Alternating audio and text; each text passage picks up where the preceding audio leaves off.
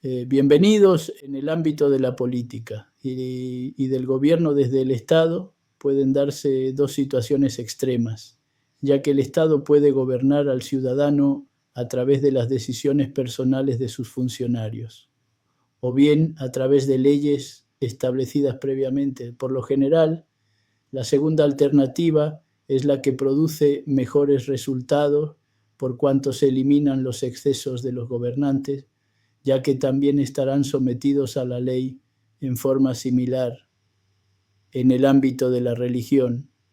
todo hombre puede ser gobernado por las decisiones de Dios, a través de sus enviados o intérpretes, alternativa que podemos denominar teocracia indirecta, o bien puede serlo a través de su adaptación a las leyes naturales y al orden natural emergente, que podemos denominar teocracia directa. Como en el caso de la política, esta última alternativa es la que mejores resultados ha de producir, por cuanto se eliminan los errores y excesos de los enviados o intérpretes de la aparente voluntad del Creador. El objetivo principal del cristianismo consiste en establecer el reino de Dios sobre los hombres, es decir, una teocracia, teo en Dios, gracia en gobierno, evitando expresamente el gobierno del hombre sobre el hombre, por otra parte, teniendo presente que la humanidad está sometida al proceso de adaptación cultural al orden natural, se advierte una convergencia entre cristianismo y ciencia, ya que ambos buscan, en definitiva, que el hombre sea apto para vivir bajo las leyes naturales que rigen todo lo existente, que incluyen nuestra propia personalidad. El salto cultural evolutivo, asociado a una ideología de adaptación, será indistinguible de una reinterpretación de la ética cristiana, considerada por la religión como el juicio final, ya que ciencia y religión se harán indistinguibles cuando ambas se fundamenten en la ley natural, tanto para describirla como para adaptarnos a ella. La diferencia entre ambas teocracias mencionadas será el aspecto que marcará la distinción entre la primera era cristiana y la segunda prevista en los evangelios. Recordemos que hasta hace unos siglos atrás, cuando no existían las naciones, los hombres eran súbditos del señor feudal. Incluso hace unos pocos años, muchos hombres eran sometidos contra su voluntad por el Estado socialista. James Burnham escribió: en el feudalismo, la relación política central y dominante de cada individuo, con excepción de los habitantes de unas pocas ciudades, no era la de ser ciudadano de una institución abstracta,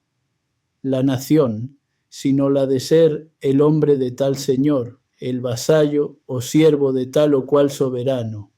Debe su lealtad y tiene deberes políticos para con una persona que es, además, su superior en la jerarquía feudal. El Satanás de Dante ocupa el peldaño más bajo del infierno, por el más grave de todos los pecados feudales, la traición a su señor y bienhechor. De la Revolución de los Directores. Editorial Huemul, S.A., Buenos Aires, 1962. Entre los requisitos que deberá cumplir una teocracia directa para ser efectiva está la admisión de la prioridad ética, dejando de lado las posturas filosóficas que se asocian a toda religión. De lo contrario, los interminables conflictos habrán de continuar como hasta el presente. Recordemos, además, que la religión está hecha para el hombre y no el hombre para la religión. Se atribuye a Indira Gandhi haber expresado, luego de un atentado ocurrido en la India, que hubo varios muertos, pero los lugares sagrados quedaron intactos, como ejemplo de oposición a la prioridad antes sugerida. También es necesario considerar que toda sugerencia dada por la religión o por las ciencias sociales debe consistir en acciones accesibles a nuestras decisiones, que sean comprendidas por todos y capaces de despertar en el individuo una actitud cooperativa, como es el caso del amarás al prójimo como a ti mismo, que puede expresarse también como compartirás las penas y las alegrías ajenas como propias. Esta transferencia emocional forma parte del fenómeno de la empatía emocional, existiendo una empatía positiva, la que da lugar al amor, y una empatía negativa, por la cual un individuo responde ante las alegrías ajenas con tristeza propia y a las tristezas ajenas con alegría propia. También existen el egoísmo y la indiferencia emocional, por las cuales alguien se interesa solo por sí mismo y por su familia, o bien no se interesa por nadie. Se advierte que estas respuestas típicas cubren la totalidad de las situaciones posibles, por lo cual la orientación implica en realidad una elección entre unas pocas posibilidades. El mandamiento cristiano no resulta fácil de cumplir,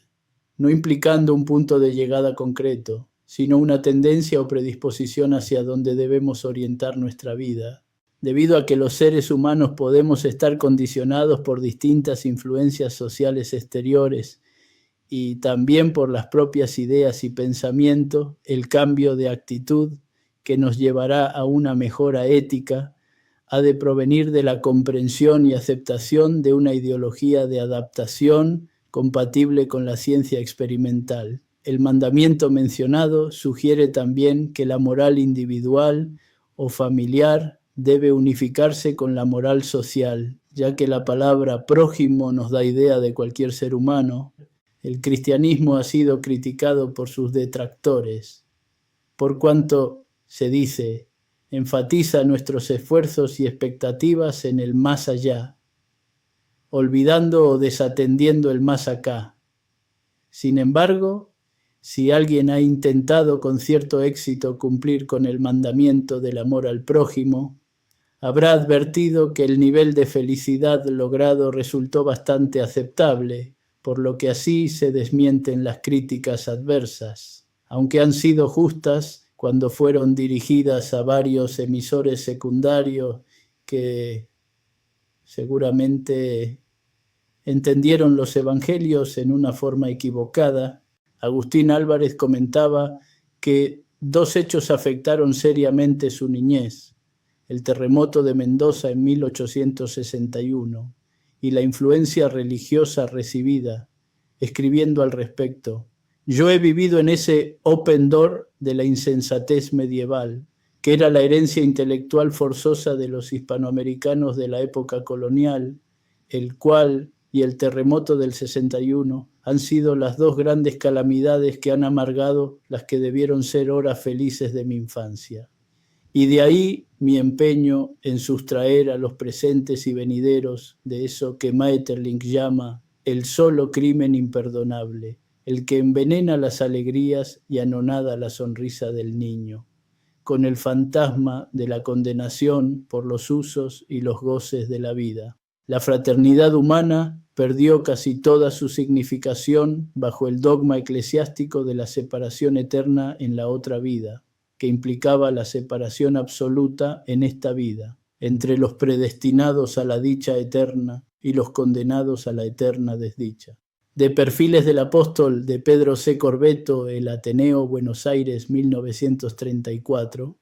el esclarecimiento de lo evidente y de lo obvio implica un mérito intelectual, por lo que se ha dicho que el sentido común es el menos común de los sentidos.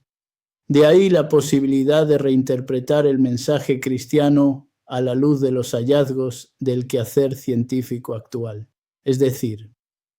la tarea individual de quien esclarezca la situación vendrá apoyada por el trabajo intelectual de científicos sociales de varias generaciones, por lo que la sencillez aparente surgirá del enorme trabajo colectivo previo, la disponibilidad de información capaz de orientar a todo ser humano en sus esfuerzos por lograr mayores niveles de adaptación asociados a mayores niveles de felicidad,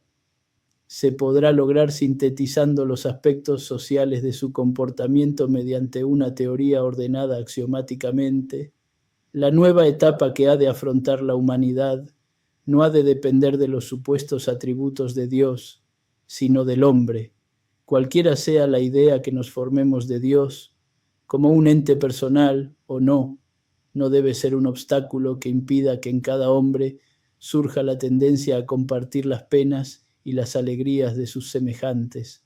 Recordemos las palabras de Cristo: el reino de Dios está dentro de vosotros, regnum Dei intra vos est. Vos. Se ha dicho que la alegría compartida es doble alegría y que el dolor compartido es medio dolor.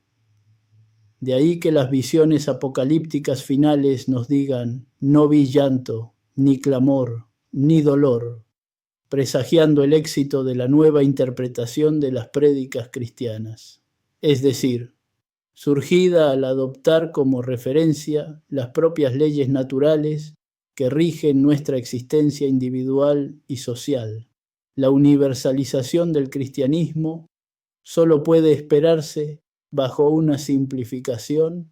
y supresión de los aspectos poco observables y poco relacionados con los atributos básicos del hombre,